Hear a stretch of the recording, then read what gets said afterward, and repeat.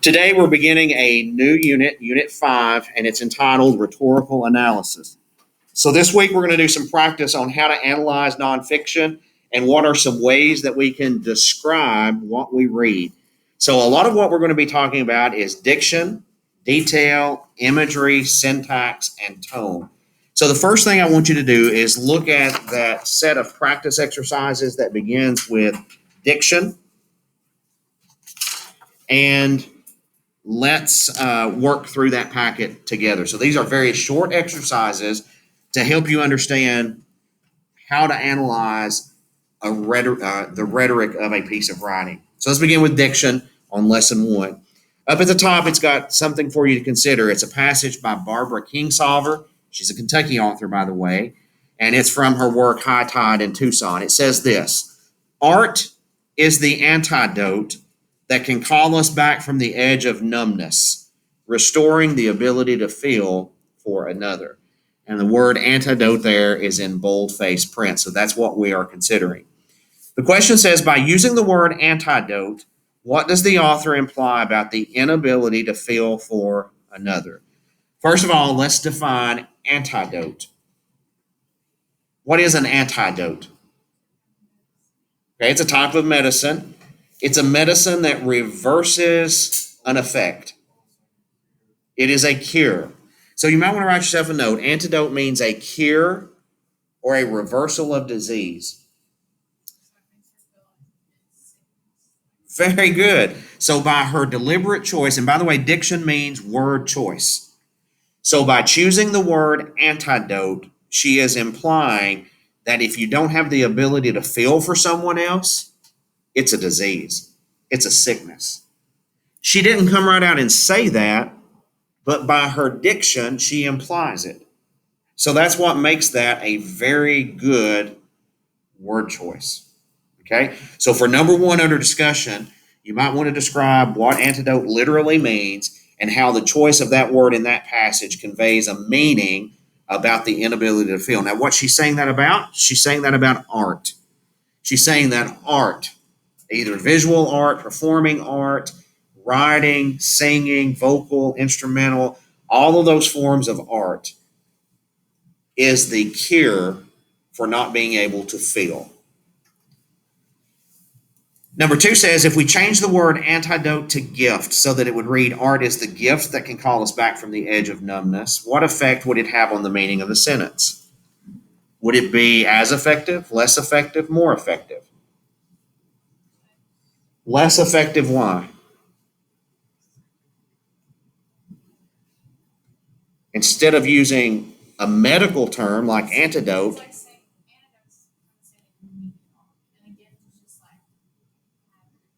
right. So getting a gift is just kind of like it's fortunate that you get it, but it's not necessary. So here it emphasizes the necessity of art. That if you want to survive, you've got to have art. Otherwise, you're going to be diseased and have the inability to feel for someone else. So you realize then how important diction is in conveying meaning. Just one simple change of a word choice can change the entire meaning of a passage.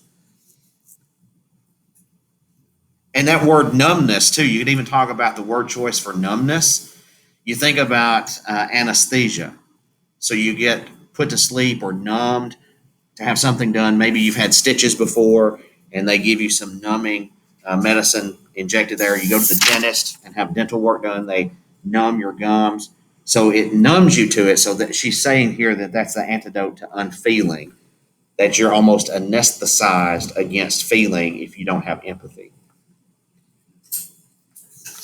Okay, so that's how you analyze diction. It's taking one word and looking at the connotations. Okay, so we talked about the denotation, what it literally means, and then you contemplate the connotations. Okay, turn over to detail. Okay, so detail is all about writing with specificity. So being so hyper specific that you create meaning in what you write. So here's the passage. This is by Thomas Macaulay in a work that he entitled Samuel Johnson, and here's how he describes in detail Samuel Johnson. Whenever he was so fortunate as to have near him a hare, sound about a rabbit, cooked to eat, that had been kept too long, or a meat pie made with rancid butter, he gorged himself with such violence that his veins swelled and the moisture broke out on his forehead. Okay? That's some detail.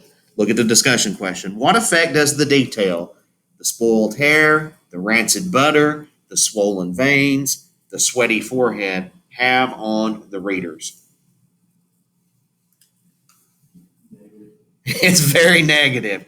This is really a gross description, isn't it? It's about a man eating rotten food in excess, that he gorged himself with violence on rotten food. It's sickening. So the detail is used in a way to sicken the reader.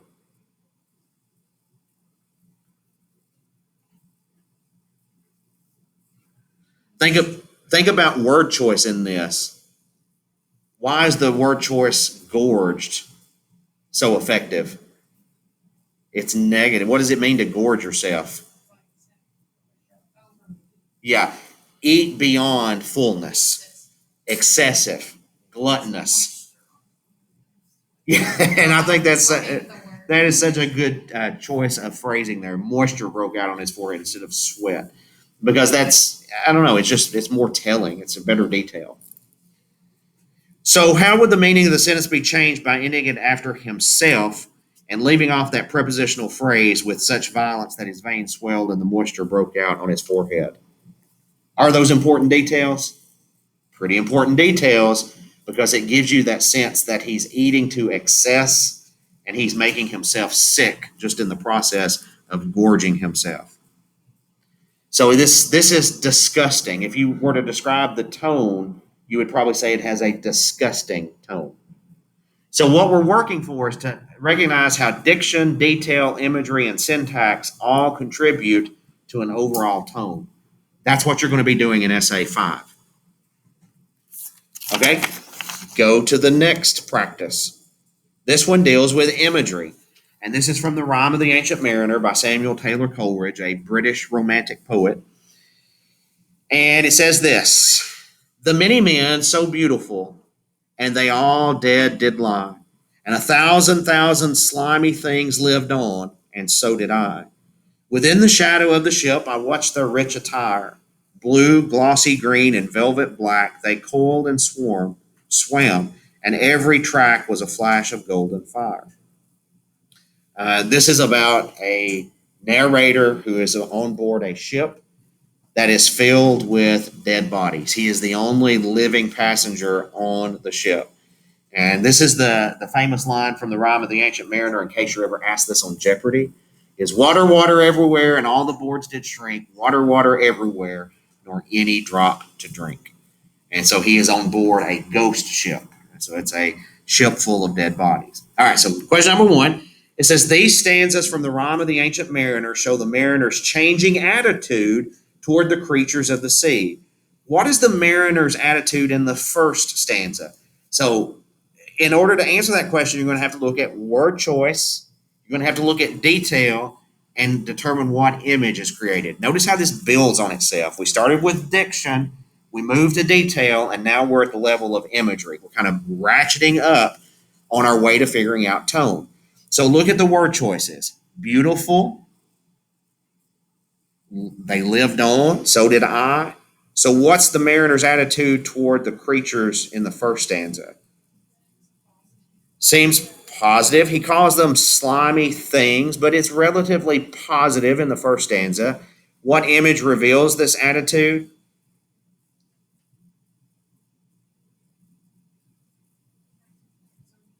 Well, the use of the word beautiful. The second question says, what is the mariner's attitude in the second stanza? Now look at word choices.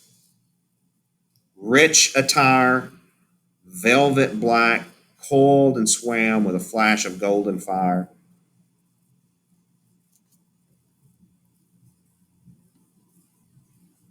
If you go back and look at that first stanza, really beautiful is talking about the men. I suppose what you need to focus on is slimy things. So slimy things in stanza 1 indicates what kind of attitude? Negative. And then in the second stanza, rich attire, velvet black, they coiled and swam, flash of golden fire.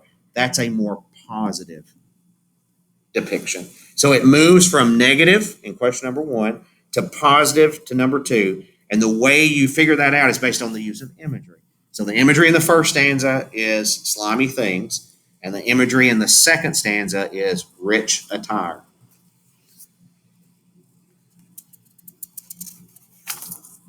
So basically, what you're trying to figure out is, does the author have a positive or negative attitude toward the subject? And you're figuring that out based on the building blocks of diction, detail, imagery, and then syntax. So the next lesson is about syntax. And this is by Virginia Woolf on how should one read a book. She says this: the impact of poetry is so hard and direct that for the moment there is no other sensation except that of the poem itself. What profound depths we visit then! How sudden and complete is our immersion! There is nothing here to catch hold of, nothing to stay us in our flight. The poet is always our contemporary. Our being for the moment is centered and constricted as in any violent shock of personal emotion. Question number 1 says, Woolf uses a variety of sentence types in this selection. So remember what we're talking about with syntax? Syntax is all about word order and sentence structure. Among them is an exclamatory sentence. Identify the exclamatory sentence and explain its effect. So if we just label these, sentence number 1 is the impact of poetry is so hard and direct that for the moment there is no other sensation except of the poem itself. Number 2 is, what profound depths we visit then, how sudden and complete is our immersion. Sentence 3, there is nothing here to catch hold of, nothing to stay us in our flight. And sentence 4 is, the poet is always our contemporary. Sentence 5, our being for the moment is centered and constricted as in any violent shock of personal emotion. Which of those 5 sentences is the exclamatory sentence? Yep, so sentence number 2 is the exclamatory sentence. What's its effect? Why did she choose an exclamatory sentence there?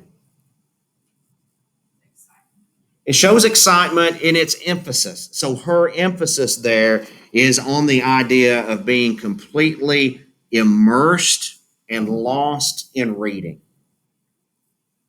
What profound depths to be lost and immersed in reading. Have we talked about exclamation points in this class yet? Good. We're going to today. Exclamation points should be used sparingly. F. Scott Fitzgerald said using an exclamation point is like laughing at your own joke. Nothing is rarely that exciting. So my rule for use of exclamation points is allow yourself 6 per year. 6 per year. Some of you may have exhausted that in one text message or one snap. 6 per year in your formal writing. So if you find yourself peppering your writing with exclamation points, here's what it tells me. If you have to rely on punctuation marks like exclamation points to emphasize your writing, you're not choosing the right words. If you have good diction, if you choose the right words, it will emphasize the meaning itself. Same thing by using like italicized words or bold-face font. If you're having to bold words or underline words or italicize words, you've not selected the right words. Don't rely on font or punctuation to emphasize what should be emphasized by your word choice. That's how important diction is. That's why we learn so many new words in this course. Because if you have the right words, you're going to be a much better writer. 2 says classify each sentence as to length: short, medium, long. How is the meaning of the passage reinforced and clarified by sentence length? So sentence 1, 2, 3, 4, 5. What I would like to do is count the number of words. So just make a list there on number 2, 1, 2, 3, 4, 5, and tell me how many words are in each sentence. So go count. It's just a literal count of words for syntax.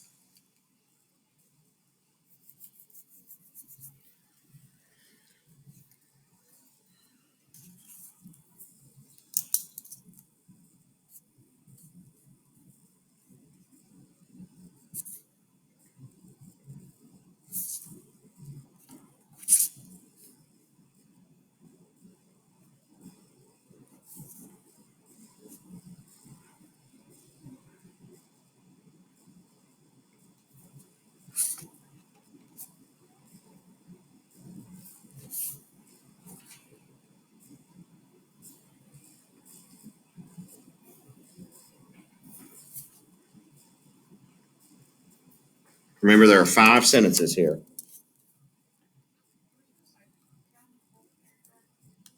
Yeah, count every sentence, the number of words in each sentence. No, divide by sentence. So that's what an analysis of syntax is. It's determining where are your short sentences, where are your long sentences.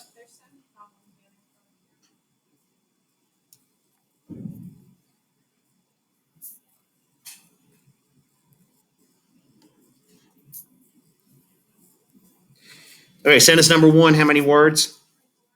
24 is what I got. If you're around that, you're close. Sentence number 2, how many words you get for sentence number 2? 13. Sentence number 3, 15. Sentence number 4, 6. And then number 5, 17. What's your short sentence? No. Sentence number 4. Your short sentence is sentence number 4. That's what I was asking. Right? 6 words makes sentence number 4 the short sentence. The poet is always our contemporary. So what's the impact of using a short sentence the next to the last sentence? Short sentences are always used for emphasis. So in the same way that the exclamatory sentence used an exclamation point for emphasis, the short sentence emphasizes that point. So the main point here is she's saying no matter if the poet lived a century ago, when you immerse yourself in the reading, they are right there beside of you and they are your contemporary. A contemporary means someone who is alive and living at the same time. Okay, so that's how you do an analysis of syntax. Now the big one is tone. And again, remember I told you these the building blocks of determining tone are diction, detail, imagery, and syntax. So when you get to tone, you're given a lengthier passage. It's by Irma Bombeck, and it's called At Wit's End. It's true. If you want to buy a spring suit, the choice selection occurs in February. A bathing suit, March. Back to school clothes, July. A fur coat, August. Did I tell you about the week I gave again to a mad midi desire to buy a bathing suit in August? The clerk, swathed in a long sleeved woolen dress, which made her look for the world like Teddy Snowcrop, was aghast. Surely you are putting me on, she said. A bathing suit in August? That's right, I said firmly, and I'm not leaving this store until you show me one. She shrugged hopelessly. But surely you are aware of the fact that we haven't had a bathing suit in stock since the 1st of June. Our, no offense, white elephant sale was June 3rd, and we unload, rather disposed of all of our suits at that time. She's British. Yeah. What gave it away? Okay, but that's don't miss the point here. So we're trying to figure out what's her tone, okay? So look at question number 1. What is the attitude of the writer toward the subject matter? What's the subject matter? Buying bathing suits in the summer. So what is she pointing out here about the clothing industry? If they're selling winter clothes in August, what's she saying about the clothing industry? It's always a season ahead. How does she feel about that? She doesn't like it. So she's saying this is absolutely ludicrous. It is crazy that you can't buy a bathing suit in the middle of the summer because the clothing industry has already moved on. So how do you know that? You go back and you look for diction and details, and that's what question number 2 says. So if you were trying to determine the tone, her tone is sarcastic, right? She's being very sarcastic about this, and it's humorous. In fact, Irma Bombeck is known as a humor writer. What diction and detail does Bombeck use to express this attitude? In other words, what diction and details create the tone of the passage? So if you go back to paragraph 1, she says it's a mad midi desire. Does anybody know what that allusion is to? Have you ever read the short story The Secret Life of Walter Mitty? It was actually made into a movie, I think, not too long ago. There's a movie, The Secret Life of Walter Mitty. It's about this man. He's a middle-aged man, and he kind of lives inside of his head, and everything that he does is kind of weird and wonky, but he kind of marches to the beat of his own drummer. So she's using that as an allusion to say it was an absolutely ridiculous idea that I wanted to buy a bathing suit in the middle of the summer. What do we call that? Sarcasm. When you say one thing but imply the other. So she's being very sarcastic. So for number 2, you could say she uses sarcasm. She uses detail by describing how the sales clerk is dressed. So what's the detail about how she's dressed? She's dressed in a long sleeve wool dress in August. I mean, obviously it's summertime. And then what is a white elephant sale? Never heard of that? When someone's having a white elephant sale.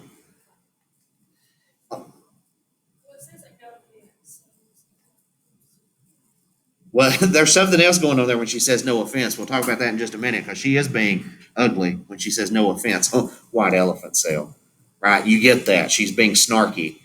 But a white elephant sale is when you sell things that nobody needs.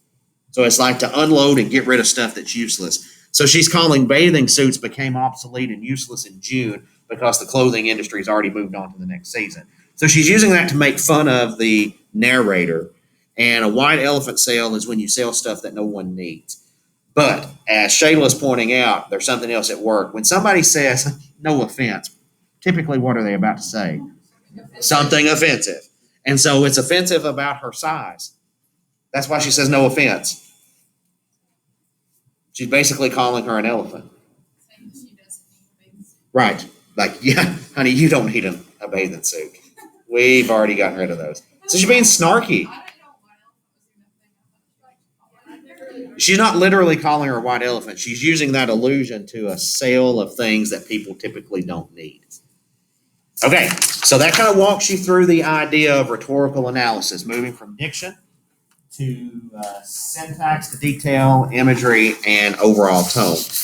In Google Classroom and on your desk, you also have a packet of notes from me.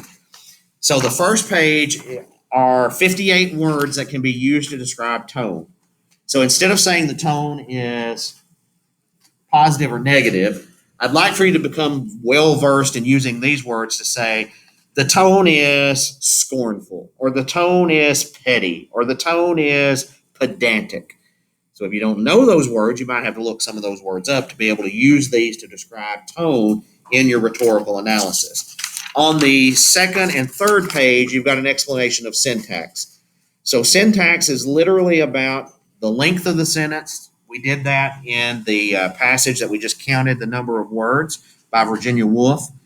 In the second place, it's about kinds of sentence. So you can have simple, compound, complex sentences. It's about the rhetorical setup of the sentence, whether it's loose, periodic, balanced, or antithetical. I've given you examples there. And then it's also about variety of sentences with inversions and sentence openers and transitional words. So I'm giving you this as a tool that you can use to conduct rhetorical analysis. So this is something you probably want to have nearby when I ask you to analyze a piece of writing for its rhetoric. The last thing I want you to do today is to look at the article that was published on October 17th. It's entitled Amy Coney Barrett Hit a Home Run, and it's from the Washington Examiner. What I want you to do is to read this and either annotate it or make notes, and I want you to identify 5 things about the rhetoric of this article. So what do I mean by that? I want you to annotate diction. I want you to annotate detail. I want you to annotate imagery. I want you to annotate syntax, and I want you to annotate tone. So those are 5 things that we've talked about today. Look for this and see if you can find one example of a well-chosen word, and you can make a comment about the diction.